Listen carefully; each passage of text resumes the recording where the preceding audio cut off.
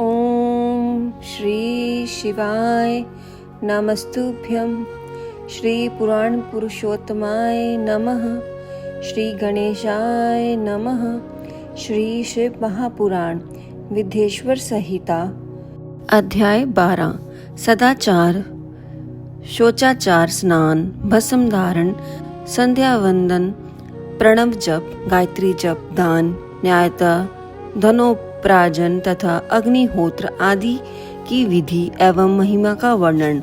ऋषियों ने कहा, सूत जी, अब आप शीघ्र ही हमें वह सदाचार सुनाइए जिससे विद्वान पुरुष पुण्य लोकों पर विजय प्राप्त करता है। स्वर्ग प्रदान करने वाले धर्ममय आचार तथा नरक का कष्ट देने वाले धर्ममय आचारों का भी वर्णन कीजिए। सूत जी बोले, सदाचार पालन करने वाले विद्वान ब्राह्मण ही वास्तव में ब्राह्मण नाम धारण करने का अधिकारी है, जो केवल वेदों का आचार का पालन करने वाला एवं वेद का अभ्यासी है। उस ब्राह्मण की विप्र संज्ञा होती है। सदाचार, वेदाचार तथा विद्या, इनमें से एक एक गुण से ही युक्त होने पर उसे द्विज कहते हैं, जिसमें स्वल्प मात्रा में ही आचार का पालन देखा जाता है, जिसने वेद अध्ययन भी बहुत कम किया है तथा जो राजा का सेवक है उसे क्षत्रिय ब्राह्मण कहते हैं। जो ब्राह्मण कृषि तथा वाणिज्य कर्म करने वाला है और कुछ कुछ ब्राह्मणोचित आचार का भी पालन करता है, वह वैश्य ब्राह्मण है। तथा जो स्वयं ही खेत जोतता है उसे शूद्र ब्राह्मण कहते हैं। जो दूसरों के दोष देखने वाला और परद्रोही है उसे चंडाल द्विज कहते हैं। इसी तरह क्षत्रियों में भी जो पृथ्वी का पालन करता है वह राजा है। दूसरे लोग राजत्वहीन क्षेत्रीय माने गए हैं। वेश्यों में भी जो धन्य आदि वस्तुओं का क्रय विक्रय करता है वह वेश्य कहलाता है। दूसरों को वाणिक कहते हैं। जो ब्राह्मणों, क्षत्रियों तथा वेश्यों की सेवा में लगा रहता है वही वास्तव में शूद्र कहलाता है। जो शूद्र हल जोतने का काम करता है उसे वृषल समझना चाहिए। सेवा, शिल्प और कृषण से भिन्न वृत्ति का आश्रय लेने वाला शूद्र दस्यु कहलाता है। इन सभी वर्णों के मनुष्य को चाहिए वह ब्रह्म मुहूर्त में उठकर पूर्व मुखों से सबसे पहले देवताओं का, फिर धर्म का, अर्थ का, उसकी प्राप्ति के लिए उठाए जाने वाले कलशों का तथा आय और व्यय का भी चिंतन करे। रात के पिछले पहर को उषा काल जानना चाहिए। उसी अंतिम पहर का जो आधा या मध्य भाग है उसे सिंधी कहते हैं। उस सिंधी काल में उठकर द्विजकों को मल मूत्र आदि का त्याग करना चाहिए।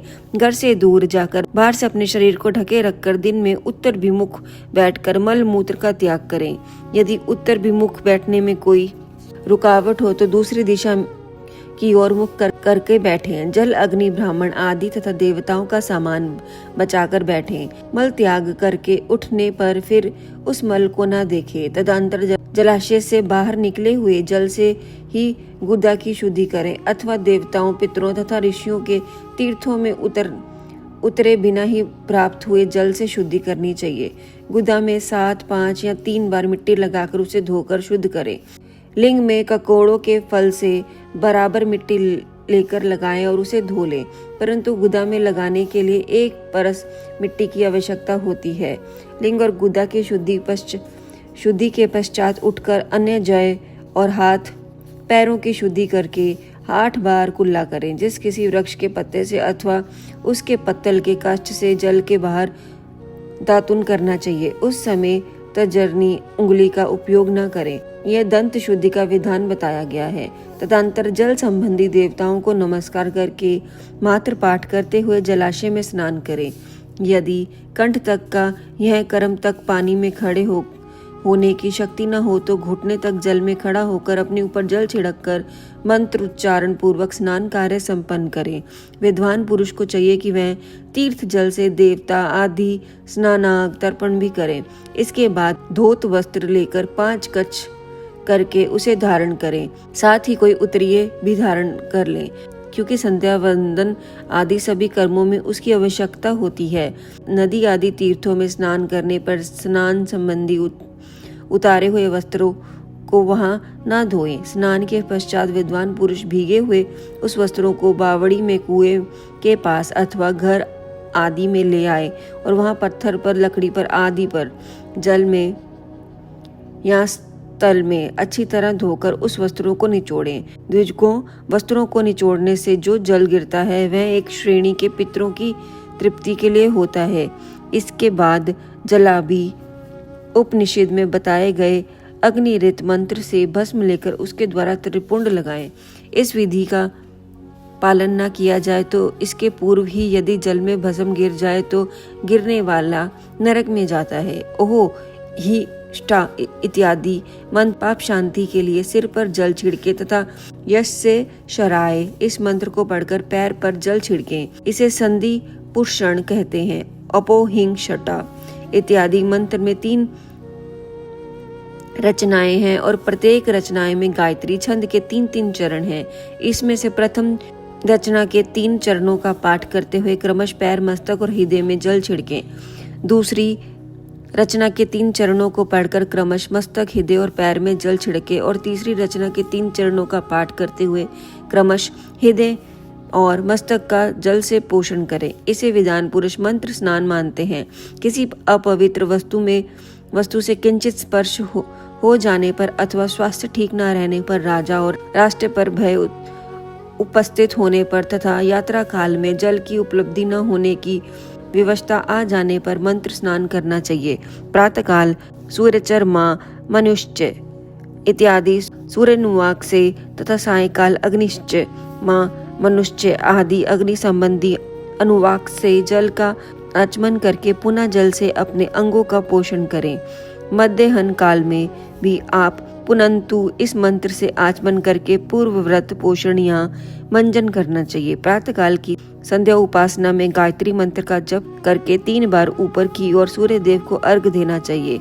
ब्राह्मणों मध्य काल में गायत्री मंत्र के उच्चारण पूर्व से सूर्य को एक ही अर्घ देना चाहिए। फिर सायंकाल आने पर पश्चिमी की ओर मुख करके बैठ जाएं और पृथ्वी ही सूर्य के लिए अर्घ दे, ऊपर की ओर नहीं।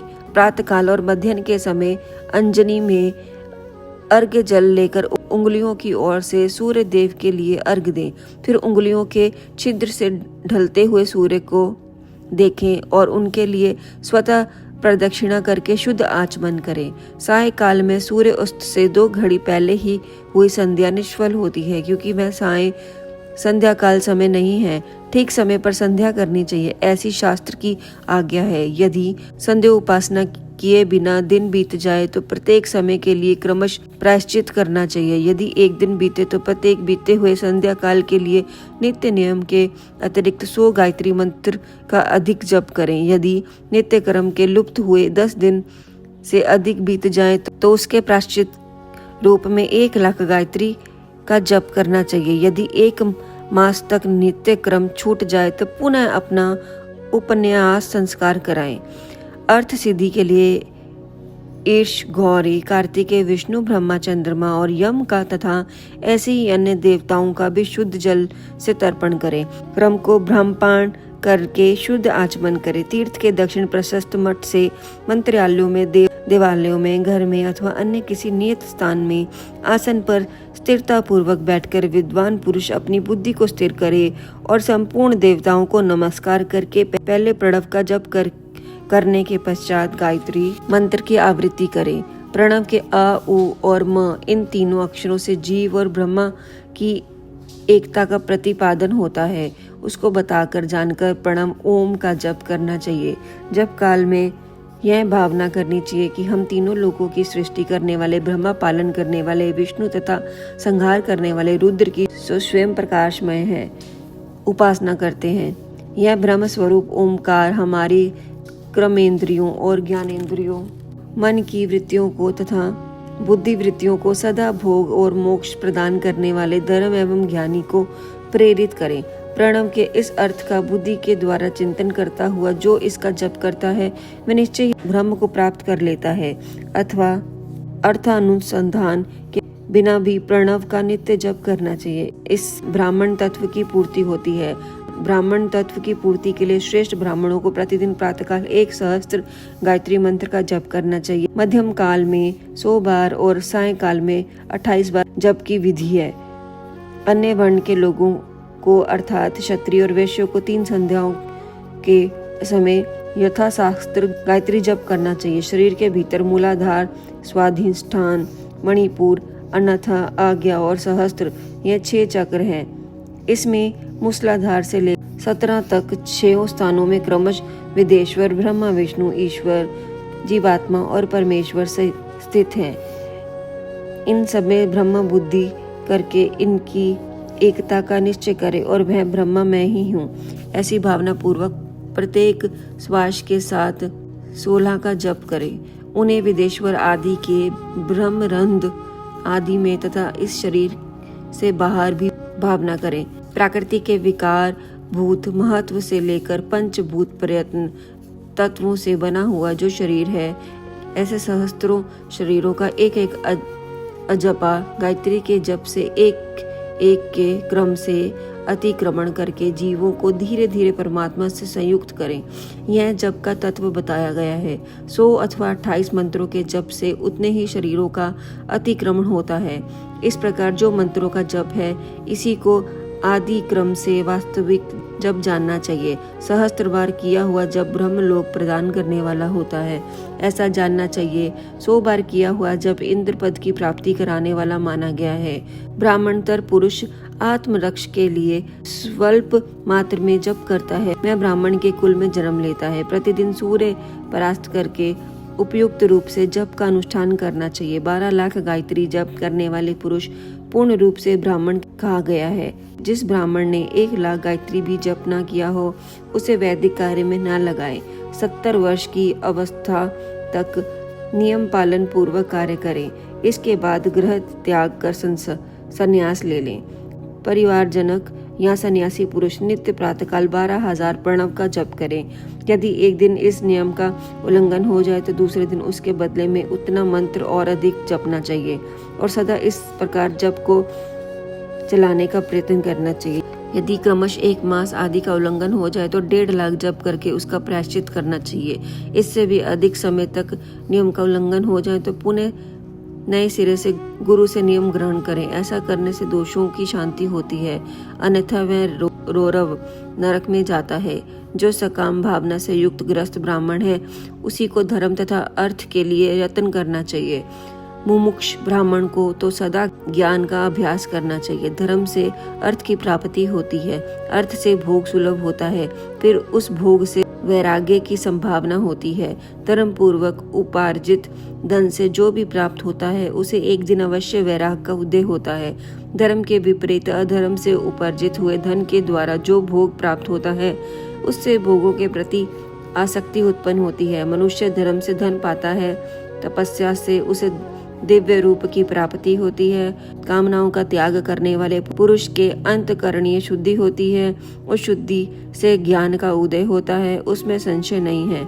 सतगुरु सतयुग आदि में तपों की ही प्रशस्त कहा गया है, किंतु कलयुग में द्रव्य साध्य धर्म अच्छा माना गया है। सतयुग में ध्यान से, त्रेता में तपस्या से और द्वापर में यज्ञ करने से ज्ञान की सिद्धि होती है, परंतु कलयुग में प्रतिमा भगवत द्विज की पूजा से ज्ञान लाभ होता है। अधर्म हिंसा रूप है और धर्म सुख रूप है। अधर्म से मनुष्य दुख पाता है और धर्म से वह सुख एवं अबुद्ध्यायक भागी होता है। दुराचार से दुख प्राप्त होता है और सदाचार से सुख। अंत में भोग और मोक्ष की सिद्धि के लिए धर्म का उपार्जन करना चाहिए। जिसके घर में कम से कम 4 मनुष्य हैं, ऐसे कुटुंबी ब्राह्मणों को जो 100 वर्ष के लिए जीविका देता है, उसके लिए वह दान ब्रह्मलोक की प्राप्ति कराने वाला है। 1 सहस्त्र चंद्रयान व्रत का अनुष्ठान ब्रह्मलोक दायन माना गया है। जो क्षत्रिय 1 सहस्त्र कुटुंबों की जीविका और आवास देता है, उसका वह क्रम इंद्रलोक की प्राप्ति कराने वाला होता है।